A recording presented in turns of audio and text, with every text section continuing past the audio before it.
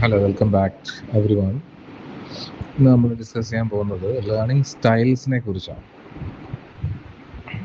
നമ്മളതിന് VARK model അല്ലെങ്കിൽ VARK model എന്ന് പറയും. VARK എക്സ്പാൻഡ് ചെയ്യുമ്പോൾ V for visual, A for auditory, R for reading or writing and K for kinaesthetic learning styles ആണിത്. Visual learning style എന്താണെന്ന് നോക്കാം. Images, diagrams, videos ഇതൊക്കെ നോക്കി അല്ലെങ്കിൽ ഇതിൻ്റെ ഹെൽപ്പോട് കൂടി ലേണിംഗ് ചെയ്യുന്ന സ്റ്റൈലാണ് വീഡിയോ അല്ലെങ്കിൽ വിഷ്വൽ ലേണിംഗ് സ്റ്റൈൽ എന്ന് പറയുന്നത്. അപ്പോൾ ഗ്രാഫുകൾ, മാപ്പുകൾ ഒക്കെ വരും, ഇമേജസ്, ഡയഗ്രാം, വീഡിയോസ്. ഇത് സ്ട്രോങ് വിഷ്വൽ റീകോൾ ഉണ്ടാക്കുന്ന കാര്യമാണ്. കാരണം നമുക്കിത് ഓർത്തെടുത്ത് പിന്നീട് എക്സ്പ്ലെയിൻ ചെയ്യാൻ പറ്റും. വിഷ്വൽ ലേണിംഗ് സ്റ്റൈലിൻ്റെ ഒരു പ്രത്യേകത അതാണ്. അടുത്തത് ഓഡിറ്ററി ലേണിംഗ്. കേട്ടുകൊണ്ട് പഠിക്കുക, ഡിസ്കഷൻസ്, സ്റ്റോറി ടെല്ലിംഗ്, മ്യൂസിക്. അത് ഒരു നല്ല വേർബൽ സ്കിൽസ് ഉണ്ടാക്കുന്ന, നല്ല ലിസണിങ് സ്കിൽസ് ഉണ്ടാക്കുന്ന ഒരു സ്റ്റൈലാണ് ഓഡിറ്ററി ലേണിംഗ് എന്ന് പറയുന്നത്. മൂന്നാമത്തെ learning style reading or writing skills. എന്നുവെച്ചാൽ ടെക്സ്റ്റ് റീഡ് ചെയ്യുക, നോട്ട്സ് റീഡ് ചെയ്യുക, സമ്മറൈസ് ചെയ്യുക, എസ്സേസ് റീഡ് ചെയ്യുക, അങ്ങനെ പഠിക്കുന്നതിനാണ് റീഡിങ് ഓർ റൈറ്റിംഗ് സ്റ്റൈൽ എന്ന് പറയുന്നത്. അത് റിട്ടൺ ഇൻസ്ട്രക്ഷൻസ് ഉള്ള അതൊക്കെ വെച്ചിട്ട് അല്ലെങ്കിൽ അങ്ങനെയുള്ള ഇൻസ്ട്രക്ഷൻസ് മേക്ക് ചെയ്യാനൊക്കെ ഉള്ള സ്കിൽ ഉണ്ടാവും. കൈനസ്തെറ്റിക് എന്ന് വെച്ചാൽ ഹാൻഡ്സ് ഓൺ എക്സ്പെരിമെൻറ്റ്സ് അല്ലെങ്കിൽ ലേണിംഗ് ആണ്. Touching, building, trial and error method, സ്പോർട്സിൽ ആക്ടിവിറ്റീസിൽ ഇൻവോൾവ് ആവുക, drama, craft work, retain, physical real world actions, ഇതെല്ലാം കൈനസ്തെറ്റിക് ലേണിംഗ് സ്റ്റൈലാണ്. ഇനി ഇത് പഠിക്കുന്നതുകൊണ്ടുള്ള ബെനിഫിറ്റ് എന്താണ്? എന്തിനാണ് നമ്മൾ ലേണിംഗ് സ്റ്റൈൽസിനെ കുറിച്ച് പഠിക്കുന്നത്? ബിക്കോസ് പേഴ്സണലൈസ്ഡ് ടീച്ചിങ്, അവസരത്തിനനുസരിച്ച് നമുക്ക് എന്ത് ചെയ്യാം, നമ്മുടെ ടീച്ചിങ് സ്റ്റൈൽ മാറ്റാൻ പറ്റും. പിന്നെ ബെറ്റർ റിട്ടൻഷൻ കൂടുതൽ വേണ്ട കണ്ടന്റ് വരുമ്പോൾ, റിട്ടൻഷൻ പവർ കൂടുതൽ വേണ്ട കണ്ടന്റ് വരുമ്പോൾ നമുക്ക് വിഷ്വൽ ലേണിംഗോ ഓഡിറ്ററി ലേണിംഗോ ഒക്കെ ഇൻട്രൊഡ്യൂസ് ചെയ്യാം, കൈനസ്തെറ്റിക് ലേണിംഗ് ഒക്കെ ഇൻട്രൊഡ്യൂസ് ചെയ്യാം. പിന്നെ മോർ എൻഗേജ്മെൻ്റ് ആണ്, കുട്ടികൾ കൂടുതൽ എൻഗേജ്ഡ് ആകുന്ന ലേണിംഗ് സ്റ്റൈൽസ് ആണ് VARK മോഡൽ എന്ന് പറയുന്നത്. അവർ കുട്ടികളുടെ സ്കില്ല് ഡെവലപ്പ് ആവുകയും അവരുടെ വീക്ക് ഏരിയാസിനെ നമുക്ക് സ്ട്രെങ്തൻ ചെയ്തെടുക്കാൻ പറ്റുകയും ചെയ്യും. നമ്മുടെ അടുത്ത ടോപ്പിക്കാണ് ലെസൺ പ്ലാൻ. നമുക്ക് കുറേയൊക്കെ നിങ്ങൾക്ക് അറിയാം. ലെസൺ പ്ലാനിൻ്റെ പർപ്പസ് എന്ന് പറയുന്നത്, ടീച്ചിങ് പ്ലാൻ എന്ന് ഇതിനെ അറിയപ്പെടുന്നു. ലെസൺ പ്ലാനിൻ്റെ പർപ്പസ് എന്ന് പറയുന്നത് ഇതൊരു ഗൈഡായിട്ടാണ് വർക്ക് ചെയ്യുന്നത് ടീച്ചേഴ്സിന്. അവർ ക്ലാസ് എങ്ങനെ ഓർഗനൈസ് ചെയ്യണം, അവരുടെ ലേണിംഗ് ഒബ്ജക്റ്റീവ്സ് എങ്ങനെ മീറ്റ് ചെയ്യണം എന്ന് അവരെ സഹായിക്കുന്ന ഒരു ഗൈഡാണ് ലെസൺ പ്ലാൻ അല്ലെങ്കിൽ ടീച്ചിങ് പ്ലാൻ എന്ന് പറയുന്നത്. അതാണ് ലെസൺ പ്ലാനിൻ്റെ പർപ്പസ്. ഈ ലെസൺ പ്ലാനിൽ മെയിനായിട്ട് 3 കമ്പോണൻസ് ആണുള്ളത്: കീ കോൺസെപ്റ്റ്സ്, സ്കിൽസ്, കണ്ടന്റ്. അങ്ങനെ മെയിൻലി 3ആയിട്ട് നമുക്ക് ഡിവൈഡ് ചെയ്യാം.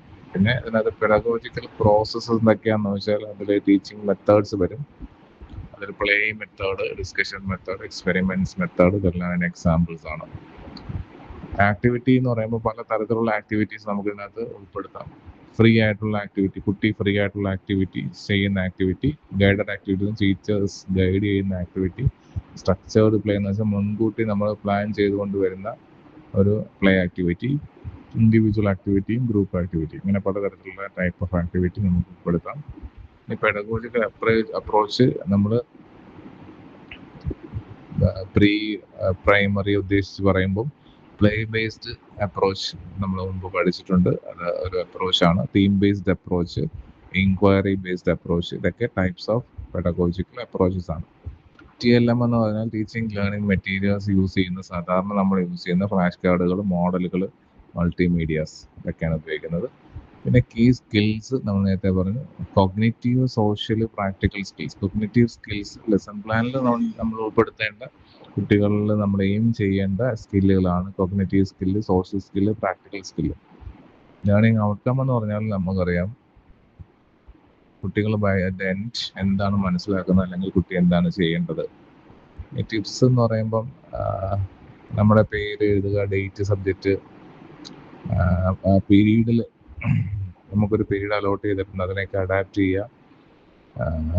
അതിൽ കീ സ്കില്ലിന് നന്നായിട്ട് ഡിഫൈൻ ചെയ്തേക്കുക. എന്ത് സ്കില്ലാണ് നിങ്ങൾ കുട്ടികൾ കൊണ്ടുവരുത്താൻ ശ്രമിക്കുന്നത്, അത് നന്നായിട്ട് ഡിഫൈൻ ചെയ്യുക ലെസൺ പ്ലാനിൽ. ടീച്ചർ ചോദിക്കുന്ന ക്വസ്റ്റ്യൻസ് ലെസൺ പ്ലാനിൽ ഉൾപ്പെടുത്തുക. സ്റ്റുഡൻസിൻ്റെ റെസ്പോൺസ്, എക്സ്പെക്റ്റഡ് റെസ്പോൺസുകൾ നേരത്തെ എഴുതി വയ്ക്കുക. ആക്ടിവിറ്റി നെയിംസ് മാർക്ക് ചെയ്തേക്കുക. അത് ഫുള്ള് എഴുതാതെ ആക്ടിവിറ്റി എന്താണെന്ന് മാത്രം സ്പെസിഫൈ ചെയ്യുക. സ്പെസിഫൈ കമ്പൈൻഡ് അപ്രോച്ചസ്, ഒന്നിലധികം അപ്രോച്ചസ് ഉണ്ടെങ്കിൽ അത് നോട്ട് ചെയ്ത് വെച്ചിരിക്കുക. ഔട്ട്കംസ് നോട്ട് ചെയ്യുക. ഇതാണ് 3 ലെസൺ പ്ലാനിൻ്റെ എഴുതുമ്പോൾ ശ്രദ്ധിക്കേണ്ട കുറച്ച് കാര്യങ്ങൾ. ഇനി നമ്മൾ 5 സ്റ്റെപ്പ് അപ്രോച്ച് എന്ന് പറയും. അതായത് ഒരു ലെസൺ പ്ലാൻ എങ്ങനെയാണ് നമ്മൾ എക്സിക്യൂട്ട് ചെയ്യേണ്ടത്, അതിനെ നമ്മൾ പഞ്ചാതി അല്ലെങ്കിൽ 5 സ്റ്റെപ്പ് അപ്രോച്ച് എന്ന് പറയും. അതിൽ ഫസ്റ്റ് അപ്രോച്ചാണ് ഇൻട്രൊഡക്ഷൻ അല്ലെങ്കിൽ അതിഥി എന്ന് പറയുന്നത്. ഫസ്റ്റ് സ്റ്റെപ്പിനെ നമ്മൾ ഇൻട്രൊഡക്ഷൻ എന്ന് പറയും. പഴയ കാര്യങ്ങളിൽ നിന്ന് പുതിയ കാര്യങ്ങളിലേക്ക് കുട്ടികളെ കൊണ്ടുവരിക, ക്വസ്റ്റ്യൻസ് ചോദിക്കുക, എക്സ്പ്ലോർ ചെയ്യാനുള്ള അവസരം കൊടുക്കുക. രണ്ടാമത്തെ സ്റ്റെപ്പ് ബോധാണ്. ബോധം എന്ന് പറഞ്ഞാൽ കൺസെപ്റ്റിലേക്ക് കടക്കുക. അത് പ്ലേയിലൂടെ കിടക്കാം, ഇൻക്വയറിയിലൂടെ കിടക്കാം, എക്സ്പെരിമെന്റിലൂടെ കിടക്കാം, ഡിസ്കഷനിലൂടെ കിടക്കാം. മൂന്നാമത്തെ സ്റ്റേജാണ് അഭ്യാസ്. അഭ്യാസം എന്ന് പറഞ്ഞാൽ പ്രാക്ടിക്കൽ ആയിട്ട് ചെയ്യുന്ന കാര്യങ്ങളാണ്. ഗ്രൂപ്പ് ആകാം, ഇൻഡിവിജ്വൽ ആകാം, പ്രോജക്റ്റ് വർക്ക് ആകാം. ഇതെല്ലാം റീഇൻഫോഴ്സ്മെന്റ് ഒക്കെ വരേണ്ട അവിടെയാണ്. നാലാമത്തെ സ്റ്റേജ് പ്രയോഗമാണ്. അത് ആപ്ലിക്കേഷൻ. പ്രയോഗം വെച്ചാൽ ആപ്ലിക്കേഷനാണ്. Apply learning to real life. ലേണിങ്ങിനെ നമ്മൾ റിയൽ ലൈഫിലേക്ക് കണക്ട് ചെയ്യുന്ന ഏരിയയാണ് പ്രയോഗം. ലാസ്റ്റ് വൺ പ്രസർ എന്ന് പറയും. അതായത് expand by sharing with others, talk, story, song, teach peers etcetera.